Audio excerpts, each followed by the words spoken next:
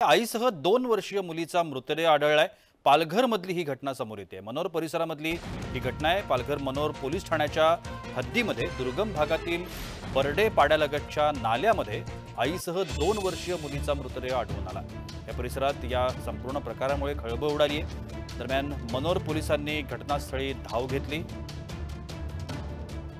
या सगळ्या संदर्भात आपण अधिक माहिती घेऊया। आमचे प्रतिनिधी विनायक पवार आता माझ्यासोबत दूरध्वनीवरून आहेत। विनायक, पालघर मधली ही घटना आहे, एकूणच हा सगळा प्रकार काय होता? हो, पालघर मनोर पोलीस स्टेशनच्या हद्दीमधील दुर्गम भागातील बर्डे पाड्यालगत नाल्यात आईसह 2 वर्षीय मुलीचा मृतदेह आढळून आल्याने परिसरात खळबळ माजली होती। दरम्यान मनोर पोलीस स्टेशनचे अंमलदार यांनी घटनास्थळी धाव घेत दोन्ही मृतदेहाचे ताब्यात घेतलेले आहेत। तसेच सुस्मिता प्रवीण डावरे महिला आहे, तिचं वय 28, ही जी आहे हिचा ओढणीच्या साह्याने दगडाला मृतदेह बांधलेला आढळला होता। जी, धन्यवाद विनायक, आपण दिलेल्या विस्तृत माहितीसाठी।